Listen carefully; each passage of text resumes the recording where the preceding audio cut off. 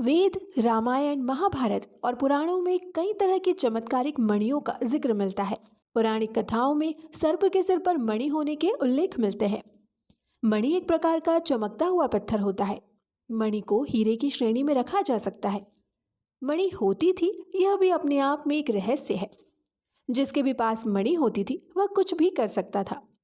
मान्यता है कि मणियां कई प्रकार की होती थी। मणि से संबंधित कई कहानी और कथाएं समाज में प्रचलित है। इसके अलावा पौराणिक ग्रंथों में भी मणि के किस्से भरे पड़े हैं। मणियों को सामान्य हीरे से कहीं ज्यादा मूल्यवान माना जाता है। जैनियों में मणिभद्र नाम से एक महापुरुष हुए हैं।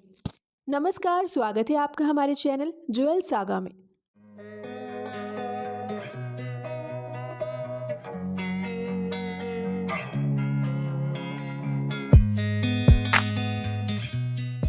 आज का ये वीडियो बहुत ही खास है क्योंकि आज हम लेकर आए हैं आपके लिए कई तरह की मणियों की जानकारी। तो जानने के लिए बने रहिए वीडियो के अंत तक। आप सभी जानते हैं कि अश्वत्थामा के पास मणि थी जिसके बल पर वह शक्तिशाली और अमर हो गया था। और रावण ने कुबेर से चंद्रकांत नाम की मणि छीन ली थी। वहीं पारस मणि का जिक्र तो पौराणिक और लोक कथाओं में खूब मिलता है।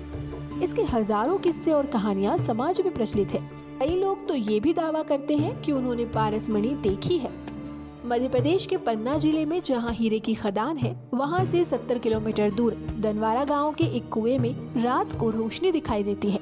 लोगों का मानना है कि कुएं में पारस मणि है। पारस मणि की प्रसिद्धि और लोगों में इसके होने को लेकर इतना विश्वास है कि भारत में ऐसे कई स्थान हैं जो पारस के नाम से जाने जाते हैं। तो चलिए हमारे इस वीडियो की शुरुआत ही करते हैं इसी पारस मणि से। पारस मणि से लोहे की किसी भी चीज को छुआ तो वह सोने की बन जाती है। इससे लोहा काटा भी जा सकता है। कहते हैं कि कौवों को इसकी पहचान होती है और यह हिमालय के आसपास ही पाई जाती है।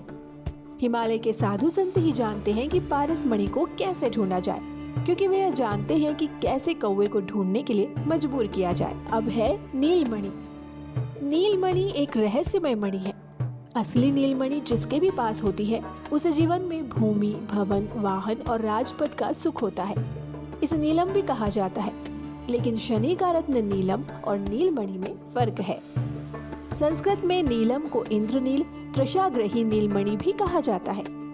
असली नीलमणि या नीलम से नीली या बैंगनी रोशनी निकलती है जो दूर तक फैल जाती है। विश्व का सबसे बड़ा नीलम 888 कैरेट का श्रीलंका में है, जिसकी कीमत करीब 14 करोड़ आंकी गई है। जल नील और इंद्रनील ये दो नीलम के प्रकार हैं। भारत में नीलमणि पर्वत भी है। भारत के जम्मू कश्मीर राज्य में नीलम पाया जाता है। कश्मीर में पहले नागवंशियों का राज था। कहते हैं कि नेपाल के पशुपतिनाथ मंदिर में असली नीलमणि रखी हुई है। हालांकि इस बात में कितनी सच्चाई है कि नीलम का लाभ होता है या नहीं, यह दावे से नहीं कहा जा सकता। अब बात करते हैं नागमणि की। नागमणि को भगवान शेषनाग धारण करते हैं। भारतीय पौराणिक और लोक कथाओं में नागमणि के किस्से आम लोगों के बीच प्रचलित हैं। नागमणि सिर्फ नागों के पास ही होती है। नाग इसे अपने पास इसलिए रखते हैं ताकि उसकी रोशनी के आसपास इकट्ठे हो गए कीड़े मकोड़ों को वह खाते रहे। हालांकि इसके अलावा भी नागों द्वारा मणि को रखने के और भी कारण हैं। नागमणि का रहस्य आज भी अनसुलझा हुआ है। आम जनता में यह बात प्रचलित है कि कई लोगों ने ऐसे नाग देखे हैं जिसके सिर पर मणि थी। हालांकि पुराणों में मणिधर नाग के कई किस्से हैं। भगवान कृष्ण का भी इसी तरह के एक नाग से सामना हुआ था। छत्तीसगढ़ी साहित्य और लोक कथाओं में नाग, नागमणि और नागकन्या की कथाएं मिलती हैं।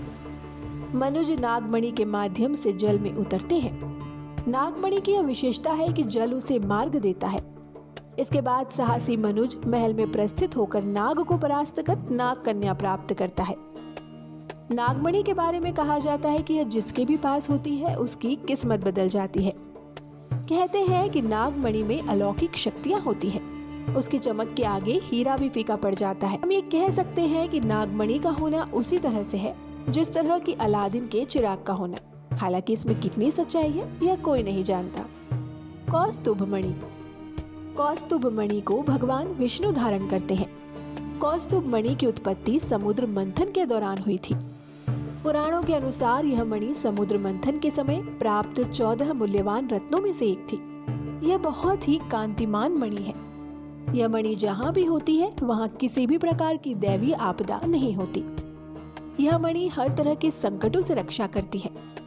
माना जाता है कि समुद्र के तल या पाताल में आज भी यह मणि पाई जाती है।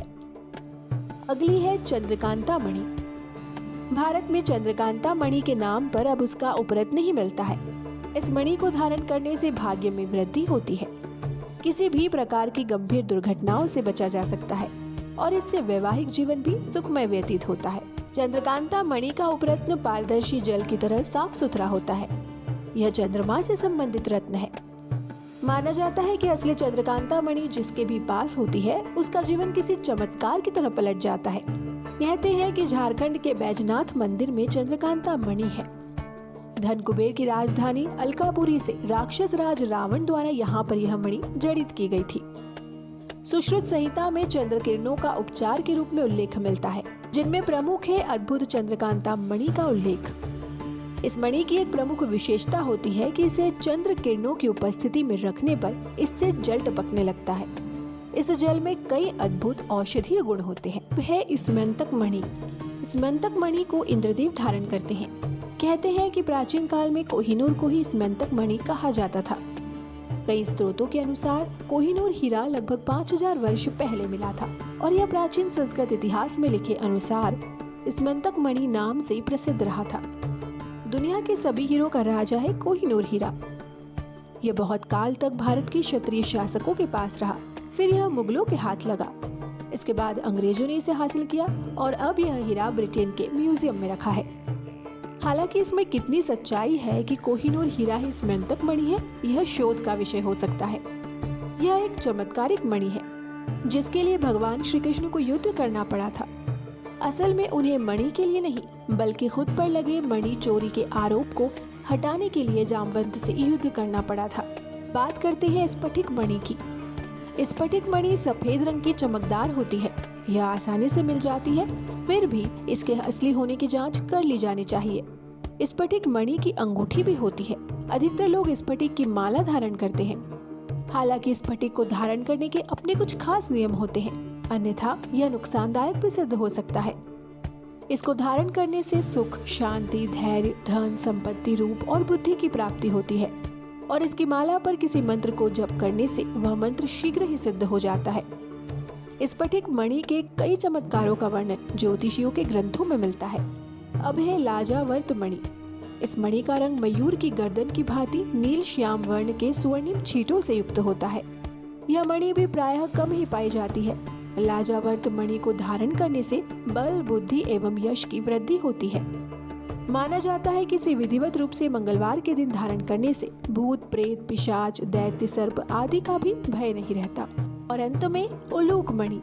उल्लूक मणि के बारे में ऐसी कहावत है कि यह मणि उल्लू पक्षी के घोंसले में पाई जाती है। हालांकि अभी तक इसे किसी ने देखा नहीं है। माना जाता है कि इसका रंग मटमैला होता है। यह किंवदंती है कि किसी अंधे व्यक्ति को यदि घोर अंधकार में ले जाकर दीप प्रज्वलित कर उसकी आंख से इस मणि को लगा दे तो उसे दिखाई देने लगता है। दरअसल यह नेत्र ज्योति बढ़ाने में लाभदायक है। तो उम्मीद है आपको हमारा ये वीडियो पसंद आया हो। वीडियो को लाइक और शेयर करें, साथ ही चैनल को सब्सक्राइब